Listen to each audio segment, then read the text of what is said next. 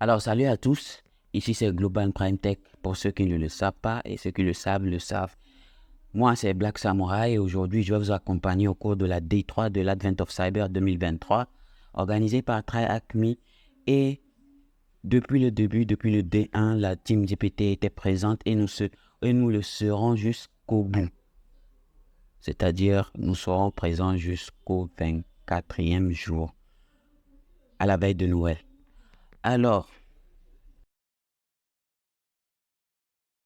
pour ceux qui sont là pour la première fois, je vous prie de vous abonner, de appuyer sur la cloche de notification et de laisser un pouce si vous avez bien sûr aimé le contenu de la vidéo à la fin. Alors, sans plus tarder, commençons.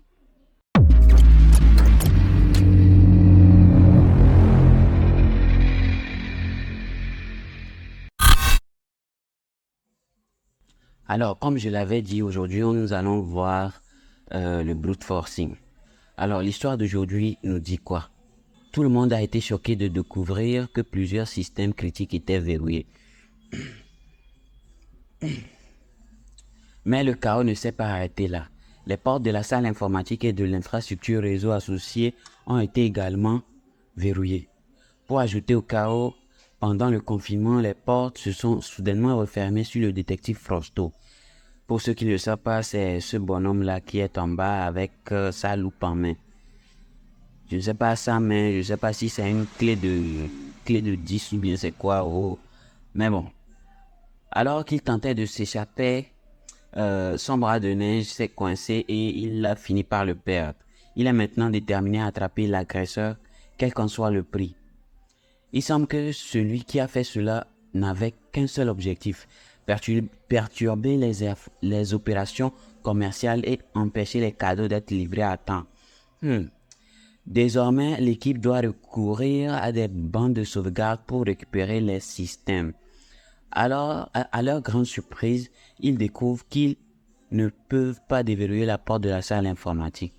Le mot de passe pour accéder au système de contrôle a été modifié. La seule solution est de pirater pour récupérer les bandes de sauvegarde. Alors, aujourd'hui, les objectifs d'apprentissage, c'est quoi? Une fois cette tâche terminée, nous allons comprendre la complexité du mot de passe et du nombre de combinaisons possibles. Comment le nombre de combinaisons possibles affecte-t-il la faisabilité des attaques par force brute? Génération de combinaisons de mots de passe à l'aide de Crunch. Crunch, c'est un outil sous Linux. Essayez automatiquement les mots de passe à l'aide de Hydra. Lui aussi, c'est un outil de brute forcing sous Linux. Ouais, je ne sais pas s'il y a sa version Windows quand même. Faisabilité de la force brute. Dans cette section, nous allons répondre à 3 questions suivantes. Combien de codes PIN différents avons-nous? Combien de mots de passe différents pouvons-nous générer? Et combien de temps faut-il pour trouver le mot de passe par force brute?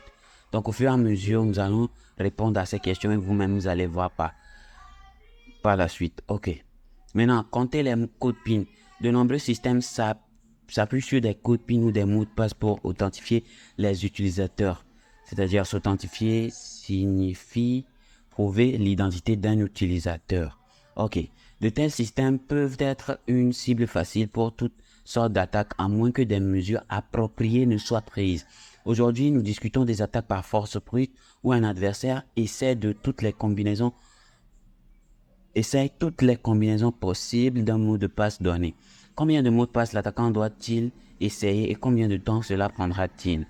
Considérons un scénario dans lequel nous devons sélectionner un code PIN à 4 chiffres. Combien y a-t-il de codes PIN à 4 chiffres? Le total serait de 10 000 codes PIN différents. C'est-à-dire 10 fois 10 fois 10 fois 10. Comme c'est 4 combinaisons. Ok, donc 10 puissance 4. Voilà, différents codes PIN peuvent être composés de 4 chiffres. Alors, comme je le disais, pour compter les mots de passe, on va considérer un scénario imaginaire où le mot de passe est exactement composé de 4 caractères. Et chaque caractère peut être un chiffre. Et combien de chiffres avons-nous De 0 à 9, nous avons 10 chiffres. Une lettre anglaise majuscule, nous en avons 26 lettres alphabet. De A à Z, rappelez-vous que c'est la majuscule. Et maintenant, en minuscule, nous avons également 26 lettres de A à Z. Ok, donc par conséquent, chaque personnage peut être... oui. Maintenant, si nous faisons le compte, on a 10 chiffres, 26 lettres majuscules et 26 lettres minuscules, ce qui fait au total 62.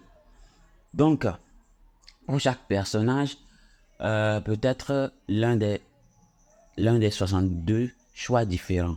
Par conséquent, si le mot de passe est de 4 caractères, c'est-à-dire que nous allons multiplier 4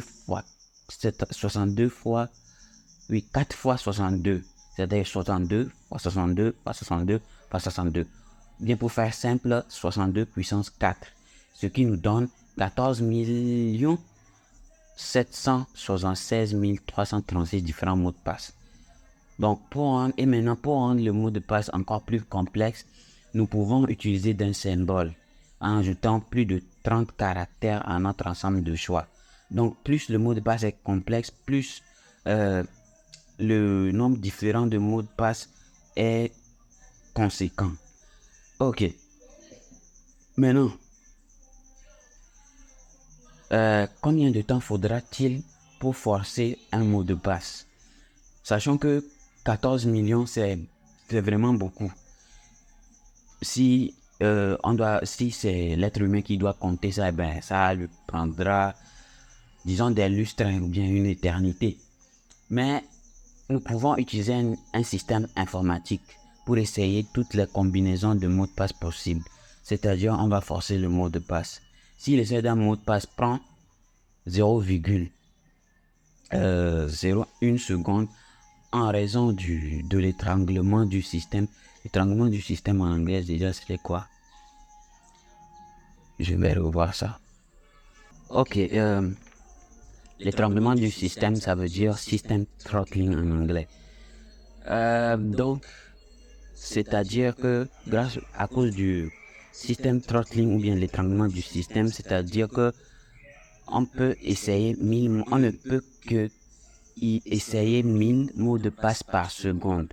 Donc, ce qui veut dire que nous allons trouver le mot de passe en 4 heures maximum. Si vous êtes curieux pour les mathématiques, eh bien, vous pouvez faire 62 puissance 4 fois 0,001 égale à 14 776 secondes.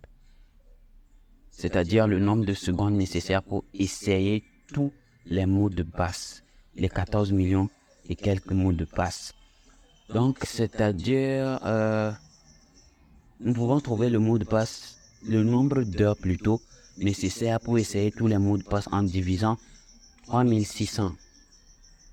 Une heure, c'est-à-dire qu'une heure fait 3600 secondes. Donc, on divise 14 776 par 3600, ce qui nous donne 4,1 heures. Donc, dans 4,1 heures, nous allons trouver le mot de passe. Mais en réalité, le mot de passe peut être proche du début ou bien proche de la fin.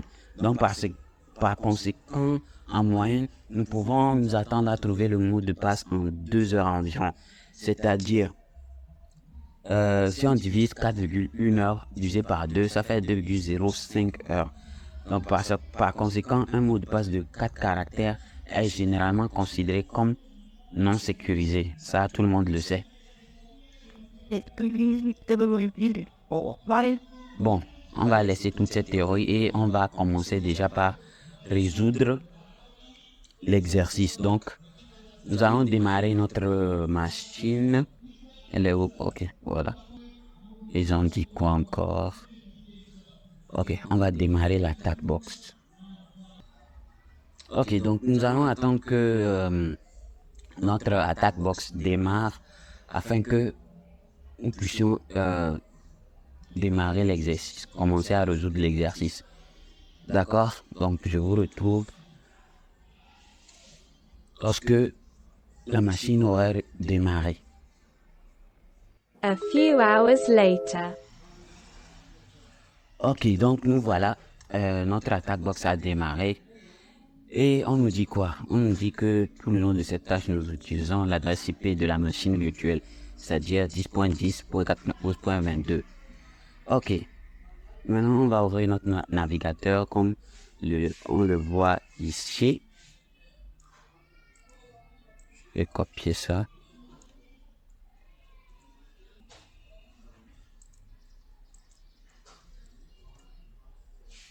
Et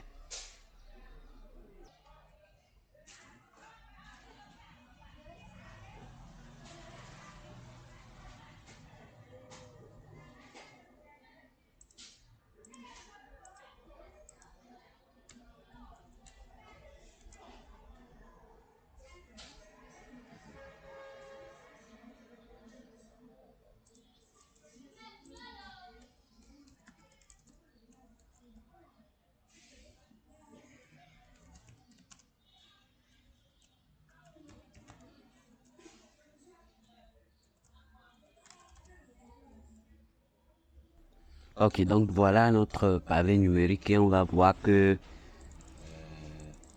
ok, ça ne demande que 3 codes PIN. Donc on a un code PIN à 3 chiffres. Comme on l'avait vu plus haut, on avait dit un mot de passe, un code PIN à 4 caractères. Ici, nous voyons que c'est 3 caractères que le pavé nous demande. On a 10 chiffres de 0 à 9 et A, B, C, D, E, F, c'est-à-dire 6 alphabets. Donc au total, ça nous fait 16. Si je ne me trompe pas. 1, 2, 3, 4, 8, 16. 16. Donc, maintenant, on va multiplier 3 puissance 3. Ça va nous donner quelque chose dans les 4000 et quelques que je vais voir. Bon, ok. Nous allons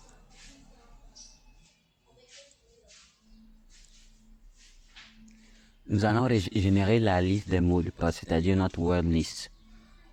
Ok. On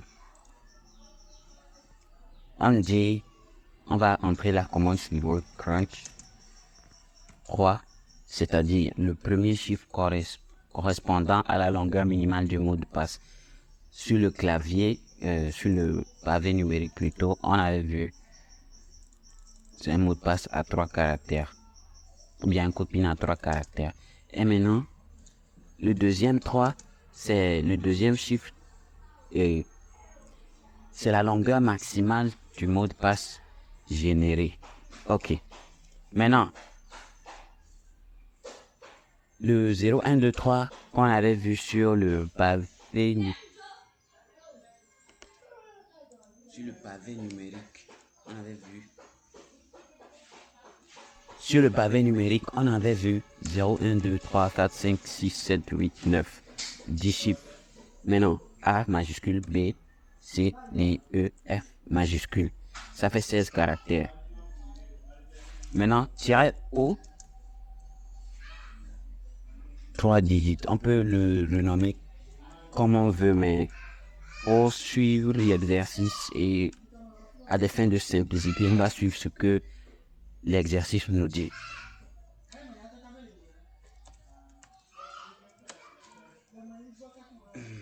Ok, j'ai rectifié la commande.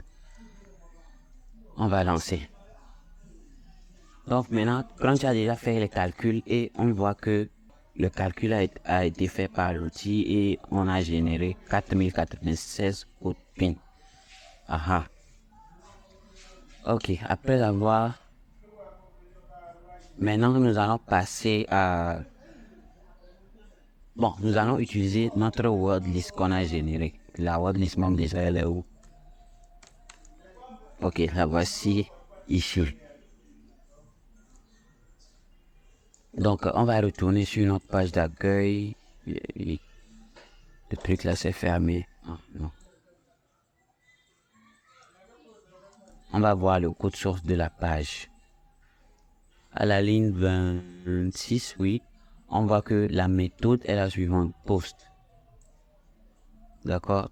Tout ce que nous sommes en train de faire maintenant, on est en train de recueillir les informations nécessaires pour que lorsqu'on va démarrer notre outil de brute force, on va insérer toutes ces données-là à l'intérieur pour qu'ils puissent successivement brute forcer notre page de login et nous fournir un mot de passe fonctionnel. Ok. Maintenant, l'URL est la suivante. Comme nous l'avons vu au début, l'adresse IP et la page c'est login.php. Ok. Maintenant, la valeur du code PIN est envoyée avec le nom PIN et la voici ici. En d'autres termes, la page de connexion principale est http 10.10.91.22 colonne le port c'est 8000 /pin.php et ça reçoit l'entrée de l'utilisateur et l'envoie en utilisant le nom login.php pin. Ces trois éléments d'information sont nécessaires, comme je l'avais dit, pour définir les arguments en faveur de Hydra. Maintenant, nous allons revenir dans notre terminal encore.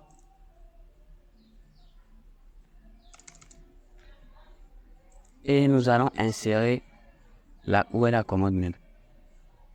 Ok. On nous dit Hydra -L. -L et comment on appelle apostrophe ou bien les demi-apostrophes là, comme vous le voulez. Ça indique le nom d'utilisateur, que le nom d'utilisateur est vide, puisque ça nous demande un code PIN et non un username et password. D'accord? Donc, ça me demande juste un code PIN et non username et pass. Maintenant, espace-grand P, parce que Linux est sensible aux majuscules et minuscules. Donc, si on rate la commande, ça va nous donner des erreurs. -P. Oh, merde.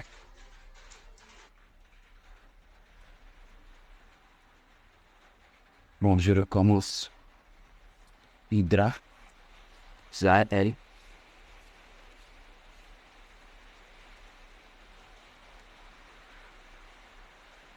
Bastille, ok. Notre wordlist. Notre wordlist en question s'appelle 3DZ. Ok. -S. Ça, la fonction -F, ça arrête Hydra après avoir trouvé un mot de passe fonctionnel. Maintenant, -V, ça fournit une sortie détaillée et c'est utile pour que lorsqu'il y a des erreurs, on puisse les détecter rapidement. Ok, on va mettre l'adresse IP de notre machine, 10.11.2. Voilà. Maintenant, on va mettre la méthode. Et la méthode HTTP post for. Alors, il est en train de le voir même. Ça nous aide à spécifier la méthode HTTP à l'utiliser. Et comme nous l'avons vu dans le code source de la page de login, on avait vu le post method, la méthode c'est le post. Donc, on a mis ça dedans et puis, ok, login.php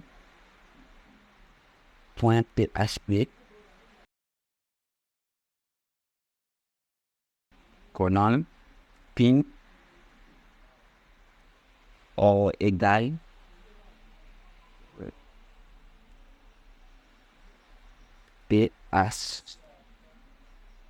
PADWS colonne access denied. Et on ferme l'apostrophe.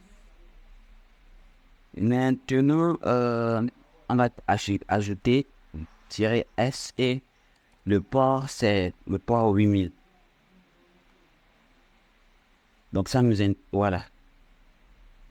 Le access denied, la fonction access denied nous indique que des mots de passe non valides mèneront à une page contenant le texte access denied.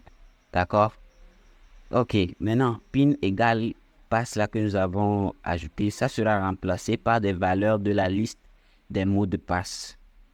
C'est-à-dire ce qui se trouve dans notre word list.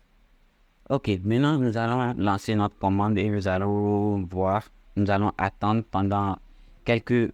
Oh. Qu'est-ce que j'ai encore fait? Où est-ce que j'ai encore fait une erreur? Ok, j'ai déjà vu. Je pense que maintenant c'est bon. Ok. Alors on va laisser Hydra faire sa chose. Et lorsque le processus sera terminé, on va avoir notre mot de passe et on va voir si vraiment on va se connecter sur... on va pouvoir déverrouiller la porte de la salle d'informatique. Voilà. One eternity later. Ok, nous voilà de retour et je pense que Hydra a fini son processus et il nous a trouvé un code PIN fonctionnel. C'est ça ici, il est écrit 6F5. Ok, on va retourner maintenant sur notre page login. Je vais fermer ceci et je vais essayer le code PIN. Toc toc, et nous voilà. On a pu déverrouiller le truc, la porte, et voilà, on va déverrouiller la porte de la salle d'informatique et on a notre flag. Donc on le copie et puis on le met là. Moi j'avais déjà résolu cet exercice depuis, donc pas besoin que je ne fasse encore. Mais ceci était une petite explication de comment le processus du brute forcing se déroule. Et bon, il y a aussi plusieurs outils de brute force. Ce n'est pas forcément que vous allez utiliser Hydra à chaque fois. Il y a aussi d'autres outils que nous allons peut-être voir au cours de notre aventure dans l'Advent of Cyber 2023. Donc, j'espère que vous avez compris les concepts. Comme je le dis dans notre groupe GPT, l'essentiel, ce n'est pas de résoudre rapidement les challenges, non. Les challenges sont la première raison. Donc, il y a des concepts que, peu importe que tu sois un débutant, un professionnel ou bien un crack de la cybersécurité, il y a toujours quelque chose, un petit détail que tu peux apprendre dans un exercice. Donc, gardez ça en tête. L'essentiel, ce n'est pas de résoudre rapidement les challenges, mais de comprendre les concepts qui ont été mis à notre disposition gratuitement. Donc, si tu as aimé cette vidéo, je te prie de laisser un pouce bleu, un j'aime, ça nous fait beaucoup plaisir et ça nous aide aussi, ça nous motive à pouvoir créer d'autres vidéos pour vous gratuitement. Et n'oubliez pas de vous abonner à notre chaîne, s'il vous plaît. Ça aussi, c'est important. Ça nous fera beaucoup plaisir. Et voilà, c'est tout ce que j'ai pour vous aujourd'hui. Et à bientôt. Ciao.